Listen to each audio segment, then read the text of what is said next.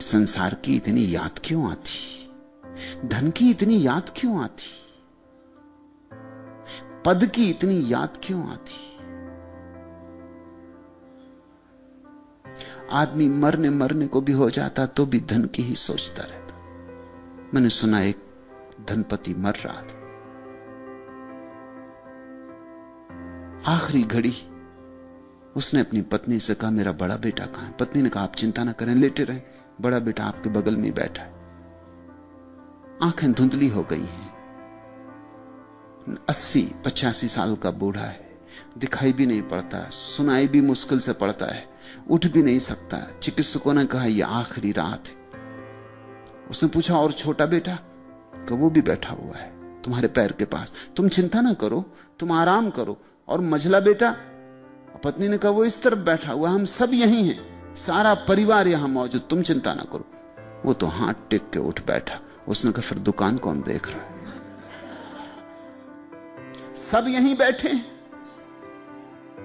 अरे नालायको, अभी तो मैं जिंदा हूं, मेरे मर जाने पे बैठना, जो करना हो करना,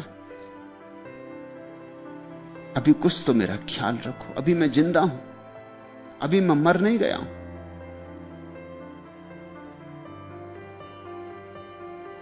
यही आदमी फिर दूसरे दिन मरने की हालत में आ गया। सुबह सुबह आखिरी सांसें ले रहा, जैसा बाप बेसे बेटे विचार करने लगे कि कैसा इंतजाम करना, अब ये तो मरे, इनको मरघट तक कैसे ले जाना। बड़े बेटे ने कहा कि शान से ले जाएंगे, सारे गांव की कारें इकट्ठी कर लेंगे, जितनी टैक्सी हैं सब बुला लेंगे। मंझले बेटे ने कहा इतना खर्चा, इससे फायदा, अब जो मर गया सो मर ही गया, चाहे रोल्स रॉयस लाओ चाहे कैडिलैक लाओ, क्या फायदा। अपने घर की एम्बेसडर अच्छी, उसी में रख के ले चलेंगे। तीसरे बेटे ने कहा एम्बेसडर की क्या जरूरत है इसमें, म्युनिसिपल का ठेला। बाप ये सब सुन रहा है, बाप उठ के बैठ गया। उसने कहा मेरे जूते लाओ, मैं पैदल चला चलता हूं।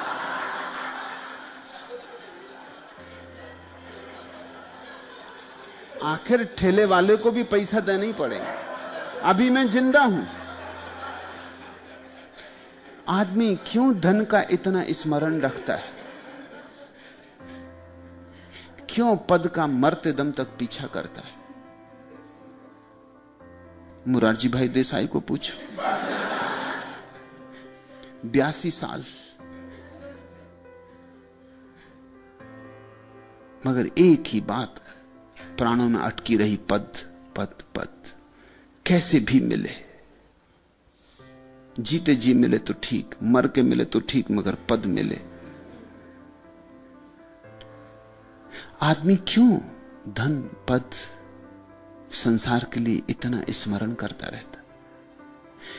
ईश्वर को स्मरण करने के पहले इस स्मरण को समझना जरूरी है।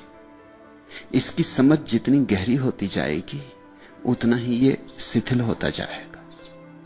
अगर आंख से ठीक से देख लिया कि मैं धन की क्यों आकांक्षा कर रहा हूं,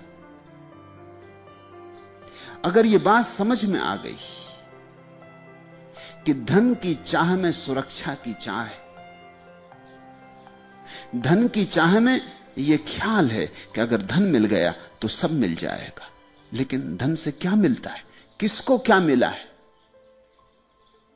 अगर तुम्हें यह दिखाई पड़ गया कि धन से कभी किसी को कुछ नहीं मिला और धन से कभी किसी को कुछ नहीं मिल सकता है, यह झूठी यात्रा है, तो धन का स्मरण धीरे धीरे अपने आप अवरुद्ध हो जाएगा। पद से क्या मिलेगा, पद वाला वैसे ही मर जाता है जैसे पदहीन मर जाता है, और पद वाले कब्रों में पड़े जैसे पदहीन कब्रों में पड़े। मृत्यु सबको एक सा पहुंच देती, फिक्र नहीं करती कौन प्रसिद्ध थे कौन अप्रसिद्ध थे, कौन शक्तिशाली थे कौन शक्तिहीन थे। ठीक से अपने पद और धन की आकांक्षा को समझो, उसी समझ में तुम्हें यह बोध आएगा कि न धन से कुछ मिलता है न पद से कुछ मिलता है, और मौत रोज आ रही। अगर तुम्हें दिखाई पड़ जाए कि धन से कुछ नहीं मिलता, तो धन की याद अपने आप विसर्जित हो जाए और पद की दौड़ व्यर्थ है। तो पद का जो धुआं तुम्हारे मन में सदा घूमता रहता है, वो तिरोहित हो जाए।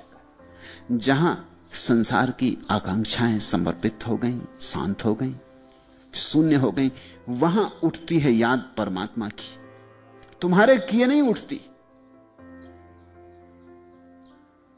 तुम तो एकदम अवाक अवस्था में हो जाते हो, क्योंकि तुम्हारी सब पुरानी चाहें गिर गईं।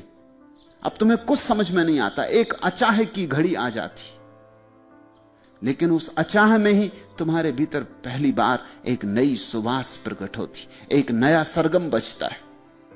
उस सरगम का नाम ही परमात्मा की याद है।